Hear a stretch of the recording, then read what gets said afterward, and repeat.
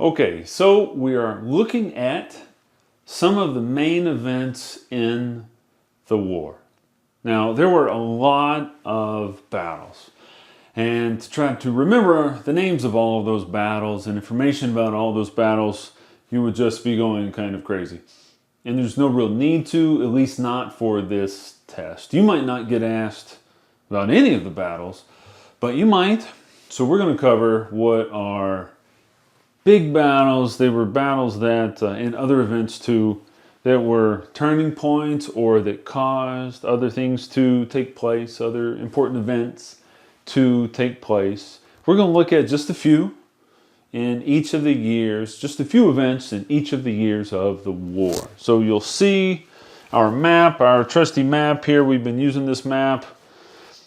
We're going to use the whole thing because I want you to see where these events happened in the context of the whole country, give you some perspective about this, just in case you weren't clear on where some of these events were, okay, where some of these events took place. So we're going to start with 1861. We've already mentioned Fort Sumter. And that's where the fighting took place. It's outside of Charleston. It's in Charleston. Charleston is right there. All right. So Charleston's right there, South Carolina. That's where the shelling started, where the Confederates captured that federal fort, and where the war began. All right. Fort Sumter. All right. The other event in 1861 is the first Battle of Bull Run. So I'm going to put first Bull Run, also known as Manassas, Battle of Manassas. And I just think this is interesting. Gives you a little bit more context about the war. Don't know if you'll get asked about it. But some of the battles have two names. So Bull Run is also known as Manassas, the Battle of Manassas. Just like the Battle of Antietam, it's known as the Battle of Sharpsburg.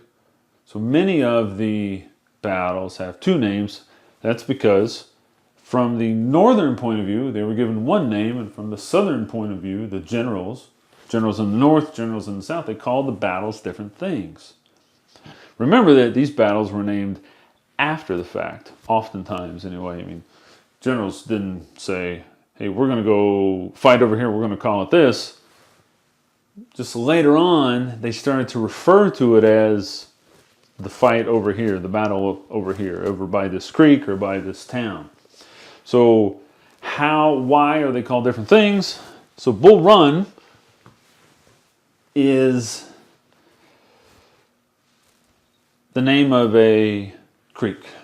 Right? Bull Run's the name of a creek, and Manassas is the name of a town, a little village. So northern names have to do with oftentimes rivers or creeks. Could be something else natural, right? But most of them are rivers or creeks. And southern names are usually names after towns. Okay, just a little bit of information for you. So Bull Run. So the fighting started at Sumter. Why is Bull Run, the first Bull Run, important? It's because it's where the North discovered that this was going to be a tough fight. They knew after this battle it was going to be a long war. In the beginning, the North was just assuming that they were going to win pretty easily. But it was a big Southern, meaning win the war pretty easily. Win this battle easily, but also the war pretty easily. Well, it was a big victory for the South. It was a big loss, big defeat for the North. People from Washington came out and they watched. They took their carriages, and because it's just, Bull Run is just a little bit west of Washington, D.C. Here's Washington, D.C.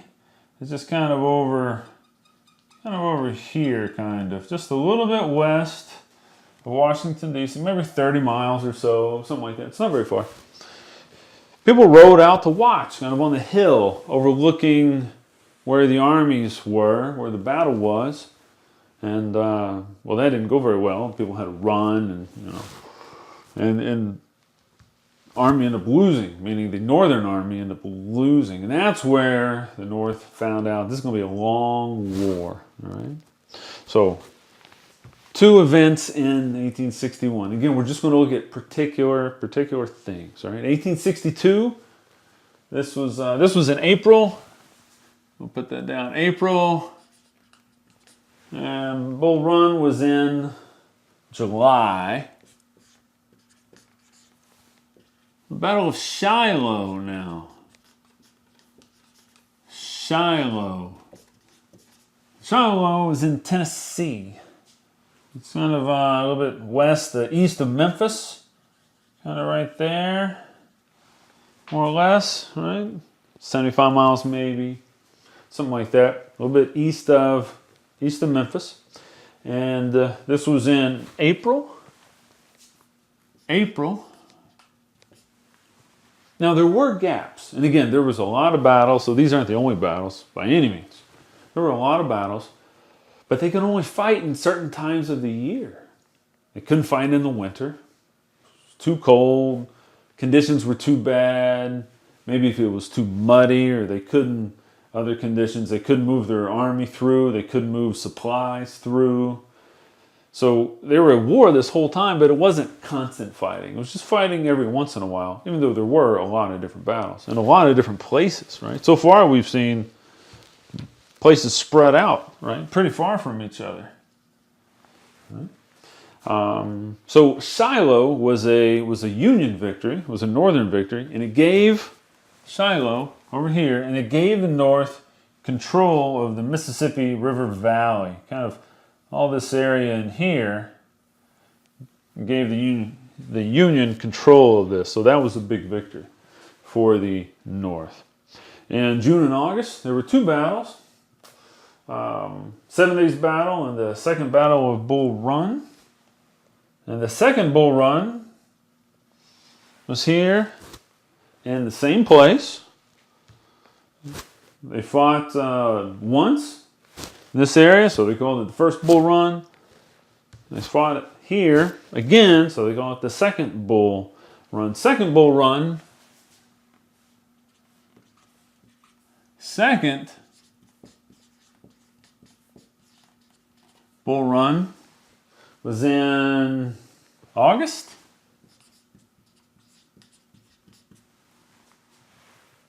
And the 7 Days Battle was in June. 7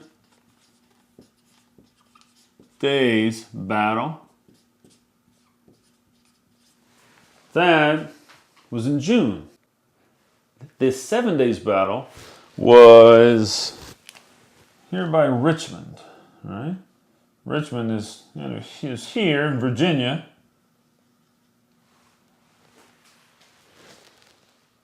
And these two battles were important because in total, well, they were both Confederate victories.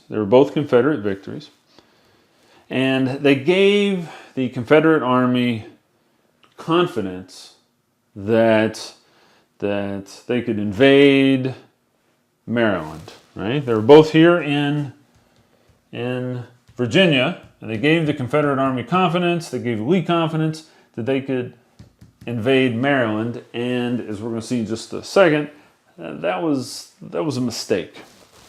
Now, the next battle is Antietam. Antietam was in September.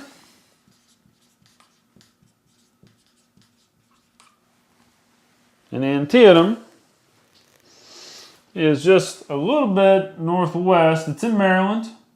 It's a little bit northwest of Washington, D.C. It's about there. So pretty close to Bull Run there. And Antietam was a big, well, I shouldn't say a big Union victory. It was a Union victory. It was a big battle. It was a bloody battle. It was the single bloodiest day. More people died on that day. Antietam was just a one-day battle. And it was 25,000 casualties total. 12,000 from the north and about 13,000 from the south. So big battle. It was a victory from the north, but it was costly to both sides, and the single bloodiest day in the history of U.S. wars, in fact. Right? So Antietam. Right? Let's move to 1863. Okay. Now this wasn't the battle, but this was important. The Emancipation Proclamation.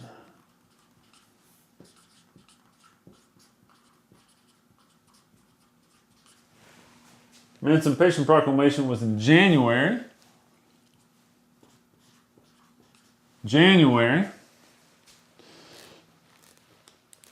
And the Emancipation Proclamation was a military order. It set out to free slaves that were in states, quote, in rebellion against the U.S. So what were the states in rebellion against the U.S.? The states in rebellion against the U.S. were down here in the South. Right? South, North Carolina, well, Virginia, North Carolina, South Carolina, Georgia, Alabama, Mississippi, Louisiana, Texas. Down here in these southern states, Tennessee had slaves, but it wasn't in rebellion. Kentucky maybe had some slaves. Here they weren't in rebellion against the U.S., but these states were. It freed those slaves. Now, did it really mean that that slaves were actually freed? Well, no, because slaveholders down in the South, not the border states, right? Because the border states weren't in rebellion against the U.S., but down in the South they were. But did it actually free them? Well, no, because slaveholders did not have to comply by the Emancipation Proclamation. There was no way for the North to enforce that unless they were to control the area. Then they could enforce that. Right? It was mainly symbolic, but it was a big thing. Right? It was a big deal. We don't need to get into all the details about it. Just know it was really important. It set out to free slaves in the South, and it was mainly symbolic but important. All right? January of 1863. Right? May through July, it was Vicksburg. It was a siege. May through July. Vicksburg is here in Mississippi. It's on the river, on the Mississippi River. And that victory, there was a victory by the North. That victory gave the Union control of the Mississippi River, which was a big thing. All right? So the combination of the victory up here in Shiloh and the victory in Vicksburg gave them control of the Mississippi River. So maybe you're starting to see how the battles were spread out across a lot of the country here. Well, there were two theaters, if you will. There was this Western theater, and then there was this theater here in the East, and actually most of the fighting was here with Robert E. Lee's army in the South, right? There were a number of generals who commanded the Union armies. Grant, he was eventually in charge of all of the Union forces, but he was out here in the West. All right, for these victories, he was out here in the West. It wasn't towards the end of the war when Lincoln moved him over to the armies here in this part of the country. Right? So Vicksburg gave them control over the Mississippi River. And then we have in July, Gettysburg.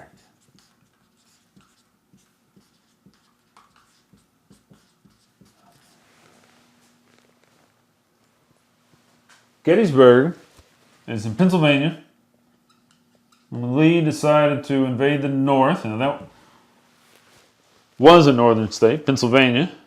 And Gettysburg's, again, not too far from Washington, D.C., right? But it's in the north. And it was a 3-day battle. It was the bloodiest battle in total of the Civil War. 51,000 soldiers were killed, wounded, captured, or went missing. Big battle, big Union victory. So this was about the same time, right? We have July and July, right? It was about the same time as the victory at Vicksburg and then Gettysburg, and those two victories turned the war in the Union's favor. Right? In the beginning, and we don't have this here, but in the beginning, the Confederate armies were winning more battles. They had more momentum. The Northern armies were suffering, right? They were losing more.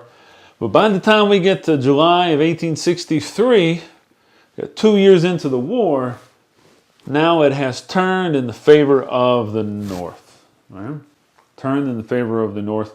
And this is where Lincoln gave his Gettysburg address. His really famous Gettysburg address. It was after this battle. He took a train up to Gettysburg and gave an address. It's very short, 280 something words. I didn't look that up. And that's where it is. Okay.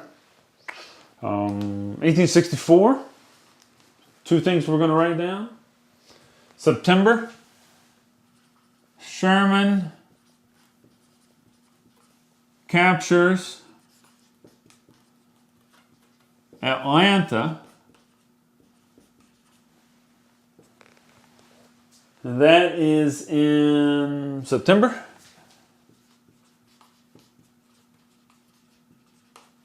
And Atlanta is here. Sherman captures Atlanta. Right? And then after that, that's connected to what we're going to put down next. We're going to put the Sherman, William Tecumseh Sherman. He was a Union general. Okay, this is the North captures Atlanta. Sherman's march to the sea. November through December.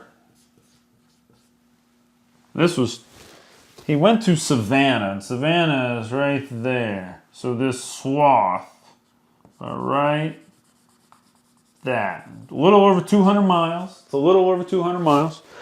It was total war. Sherman destroyed for over 200 miles, maybe 220 miles. His army destroyed absolutely everything in its path. Buildings, homes, didn't matter what kind of building it was. Barns, houses, buildings in a town. They destroyed every building, every structure. If there were crops, right, they destroyed all the crops. If they found animals, farm animals, cows and horses and things, they killed all the animals. They killed all the people they found. Right? I mean, people fled in front of this army. Right? It was literally a swath of destruction about 220 miles long. Killed absolutely everything. They pulled up railroad lines. So every bit of infrastructure was destroyed in between Atlanta and Savannah.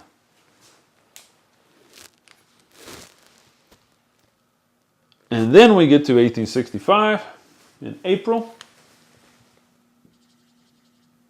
And this is Appomattox.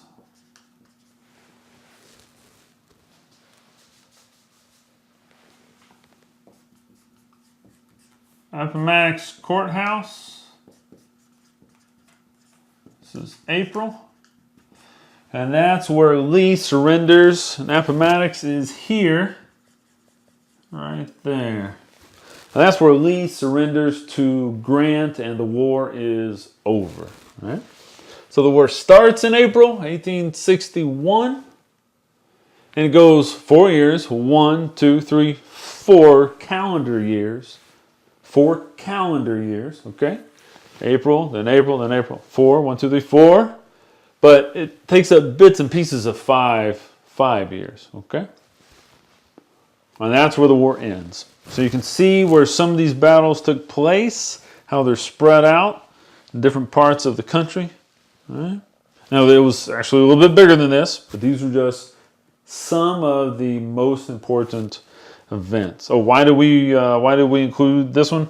It was demoralizing to the South. It was hugely demoralizing to the South. Right? That march to the sea, that total war march, Sherman's march to the sea, it was demoralizing. So that's why we put that. Right? Inflicted a lot of pain on the South. Okay.